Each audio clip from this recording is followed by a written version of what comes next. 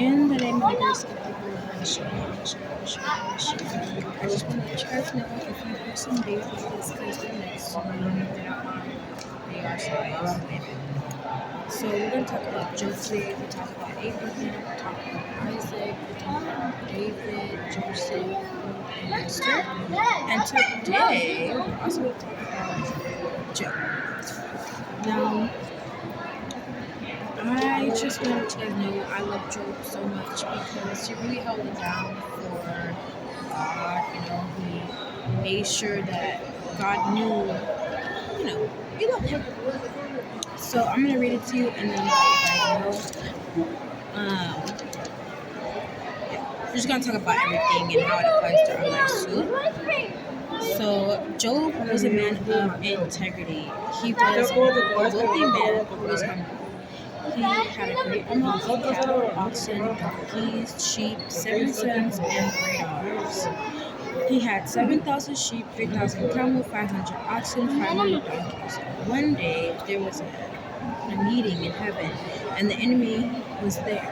And the Big Daddy said, "Where have you come from?" And the enemy said, "To and fro, up and down, walking through the earth." And Daddy says, "Have you seen my servant Job? He cherishes me." And the enemy replies, "He only is this way because you give him everything. Let me take it away and he'll curse you to your name." And God said, "Go ahead, have at it, but do my servant no harm." Which means don't kill him. So actually, this was a little process. So I'll get to you guys.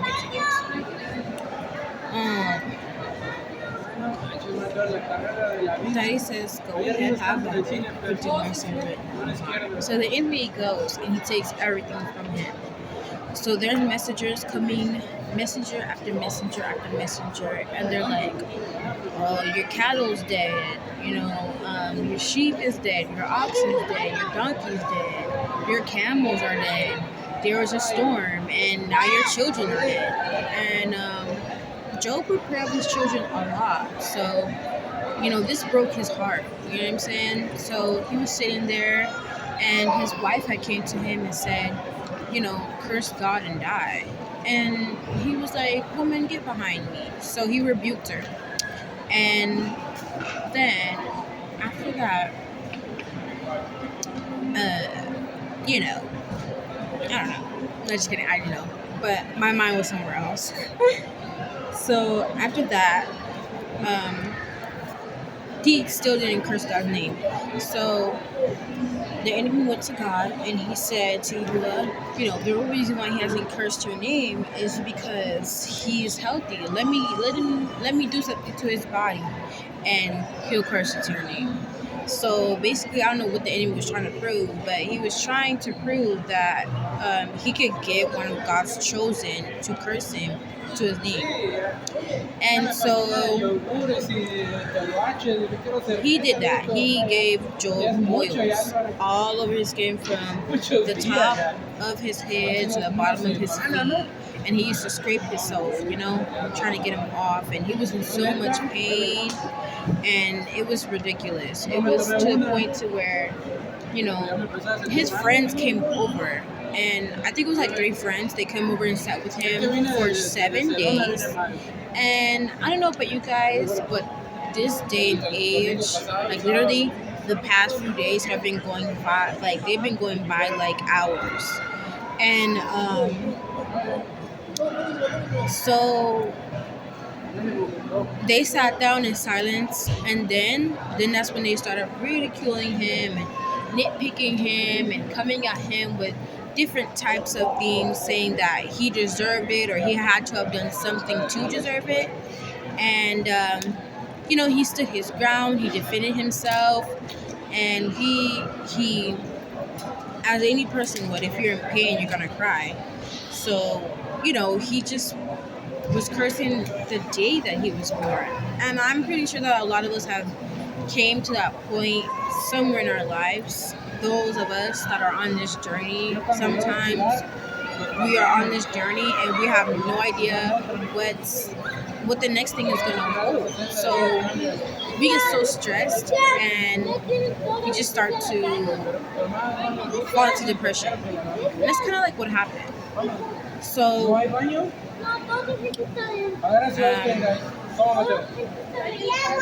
the end of all the things, there was a young one out of all of them, and he had so much to say as well. And so when he said what he said, that's when God came in a storm of a cloud, and he started speaking on Job's behalf. But before he started speaking on Job's behalf, he kept asking Job, like, you know, who he just started basically explaining all the powers that he holds, and that he's the God of anything that he wants to do. Anything he wants to do, he's the God of generations, he's the God of multiple dimensions, he's the God of everything, right? So that's basically what he was saying, like, have you done this? Do you know what this is? Do you know where this is? Do you know I do this? Have you ever been able to do this? I don't think you can. You better recognize who you're talking to, right? So if we think about it, God has emotions, thoughts, and that's why, the reason why I know this is because it's written. In the Bible, it says God's thoughts are higher than ours. His ways are higher than ours. So his ways, what does that mean? And exactly, his ways, the way he moves and this and that, what I'm saying? His character, it's way better than ours. It's way higher than ours, He created us. So after that, Job prayed for his friends, and God told his friends they had to, give him cattle.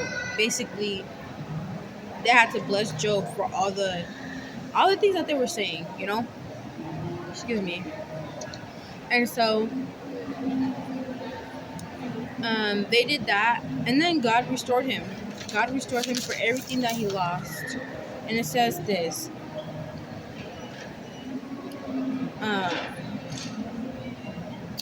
Job quickly repented and humbled himself, prayed for his friends, and begged that he restored him of everything that he had lost. Now he had 14,000 sheep, 6,000 camels, 1,000 oxen and donkeys. Job had 7 sons and daughters, lived to be 140 and 140 more years, and then went home, which is to heaven. And when it was all said and done, Job had 14 sons, 6 daughters, because they weren't even lost. So God reunited them with him when he came to heaven. So what does that mean? It means, Job already had 7 sons and 3 daughters. But because they died in the calamity at first, they're all, with God. I think the process of the spiritual life after that was different than how it is now, because Yahushua HaMashiach was always here, but when Job was around, that was before Yahushua HaMashiach's time on earth. So when that happened, I'm pretty sure his daughters and his sons went with God to heaven. So when God restored him with 7 more sons and 3 more daughters, he had sons and daughters on earth and in heaven. So, it's kind of like the best of both worlds. You know what I'm saying? So, that's a lot, right, guys? That's a lot. What I want to talk about is, why is it so important to be steadfast in trials and tribulations, no matter what anybody says? Because a lot of people think that they know your life, and they think that they know where you're headed, but they didn't create you. They don't know anything about you at the end of the day. So in their head, they think they know, they can see, they can foresee, and all this and that. But what they don't know is that God has already have your life written. So God knows where you've been, He knows where you are, and He knows where you're going. So in order for us to stay steadfast, we have to also remind ourselves frequently that, you know, God has our whole life in his palms. He is not a God that he shall lie, nor a son of man that he shall repent. And he does everything on his own terms, right? When you're taking your kid to a field trip, I mean, not a field trip, but like an outing, sometimes they don't know, right? All they do is they get in the car and they sit back. Sometimes if it's a long way, right, and you have to make a couple stops. Let's say you guys are on a road trip and your kid doesn't know that you guys are on the road trip, but your kid's in the car, right? You know where you're going. You know all the steps you have to make.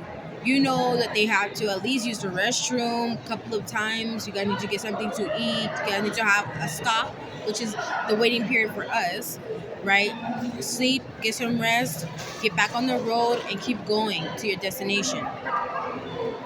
So that's kind of like how it is for us.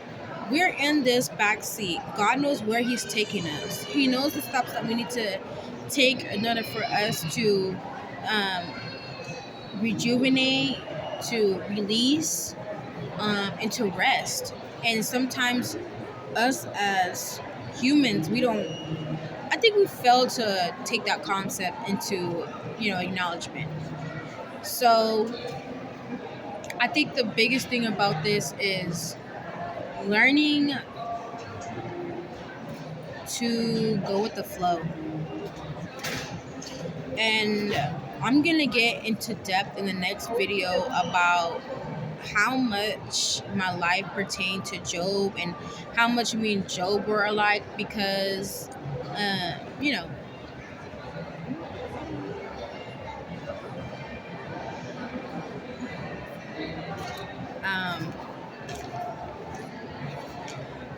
it's just a lot of things that happened to me that I can relate to Job about.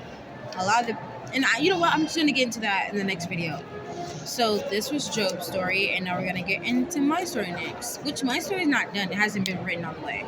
So, boom. I'm probably going to put, I don't know. In my description, I'm not going to put it there, but if you go on my channel, right, and I don't know, I'll probably just leave my number there. That way, if you guys want to call me and talk to me, you guys can, okay?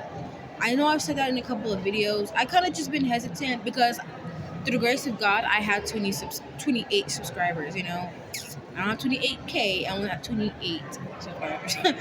But I'm blessed with you guys, and I'm going to keep on just... No, but what's the question? You're good? Where's Talbots? I'm sorry? Talbots. So women's clothing store? I think it's still here. Can I see the name?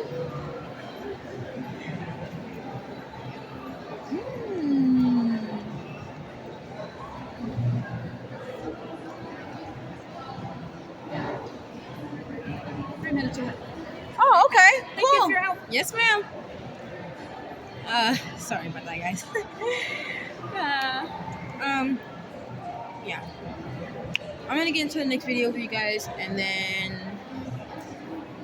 I just want to thank all you guys who have subscribed. It really means a lot to me. These messages are hard to get out for me because I don't know, it's hard for me to do this, but I do it out of obedience when I have the strength. I just want to be able, I want God to just bless me with consistency. That way I don't have a problem with, getting on camera whenever he tells me to. Sometimes, so these words that I have multiple more that I have written and I need to get out. And then I think I'm just going to go as he tells me. So I love you guys so much. You guys stay blessed and highly favored. I love you guys. Shalom.